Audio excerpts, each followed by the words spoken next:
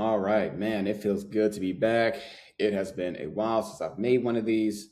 So I'm excited to get back into the trenches and provide ongoing updates, about my net worth, my investing journey, and so on.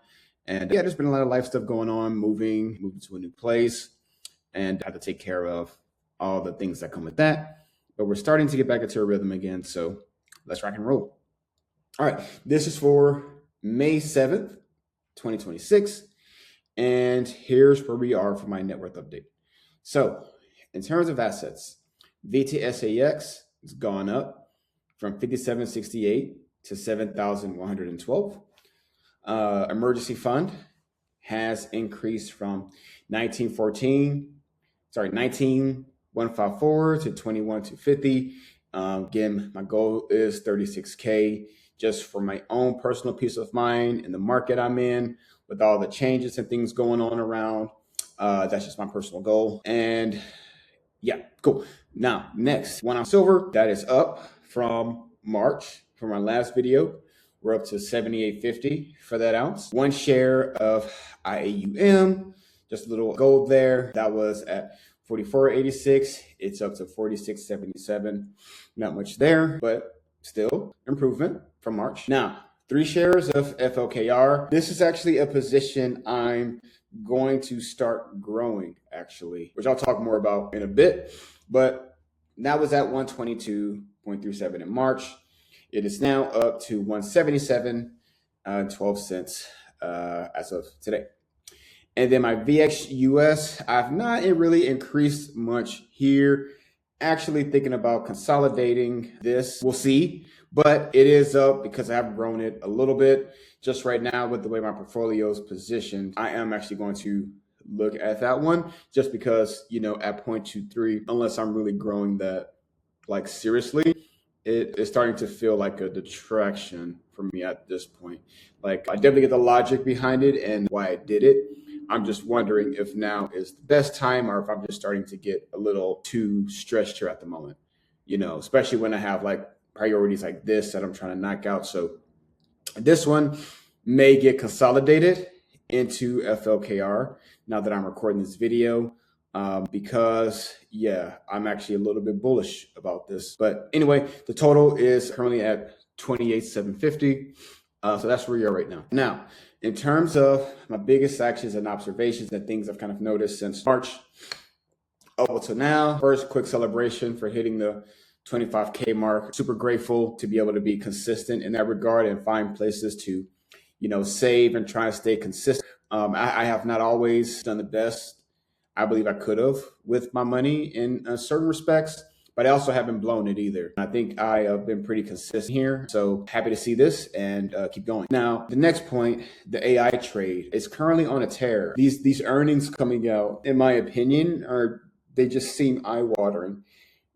Everything from, Meta, AMD, NVIDIA, Alphabet, Micron, you name it. It pretty much just seems like these Mag 7 companies and other adjacent AI companies who, kind of have their mode in a sense, they're just ripping in terms of earnings. And so right now, obviously in VTSAX, I'm already kind of diversified across pretty much like the US stock market, which obviously simplifies things for me. But I am growing a position in FOK specifically because, for a couple of reasons. I think I've kind of gone into it before, but kind of the main two being is that Korea is starting to actively take steps to, kill the Korean discount and actually get, companies like Samsung and SK Hynix properly evaluated.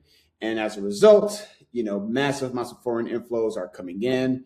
And, because of that, right, these companies are starting to actually appreciate to their proper valuation. And so because of that, I'm not sure if you've ever seen the returns, right, but they've been pretty nutty.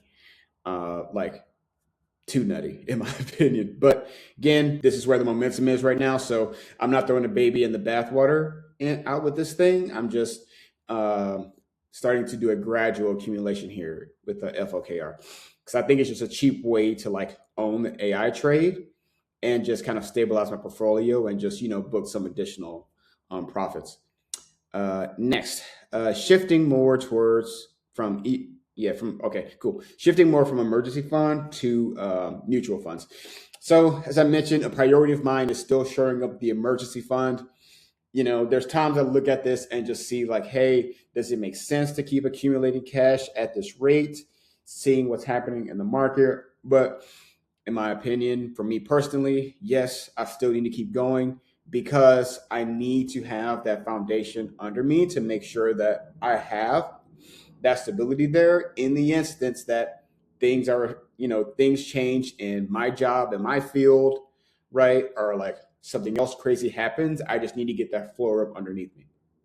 So that's why for now, this is still the priority. But with that said, I'm now at a certain threshold where there are enough months, accounted for to where I can start shifting that balance, right? From what used to be like an 80-20, 90-10 to more like, 60-70% emergency fund and like 40-30% into the mutual funds. And then, those percentages just gradually shift over time. But that's the plan currently. And also, on that note, just what's also kind of driving that feeling as well is this next point, which is also watching AI capex and energy markets. And here's why. So as we all know, the Max 7, so several companies, and I won't say all of them, but obviously, ones like Amazon, Meta, Google, Microsoft, they're spending crazy amounts of money with building out these data centers and so on,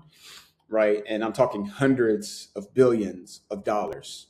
And from everything that at least I'm seeing so far, the revenue is just not where it needs to be to justify this level of spend. And so while it's okay right now, I am very curious to see what happens in the next few quarters if for some reason the AI capex starts to slow up, either because companies like Blue Wall and others who give out these loans start to say, hey, look, we're not really seeing the return on this, right? And they decide to pull back.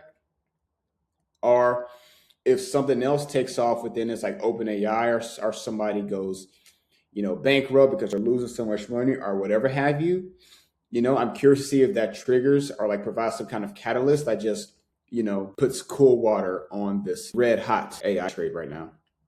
And then energy markets, obviously oil is what powers the world. With the Iran war, the Strait of Hormuz and things going on out there, it's very tough to know how much that will impact inflation and increase the cost of goods and everything. So for whatever reason, it seems like mostly the impact's been mostly abated.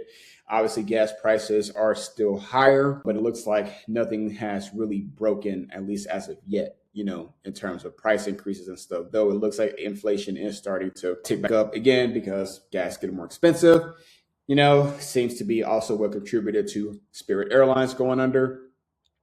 So we'll see. But overall, and apologies, I think I have some allergies coming. Overall, this is where I'm at. I'm glad to be back in the trenches and getting in the swing of things, and I'll be updating these once a month. So until next time, peace.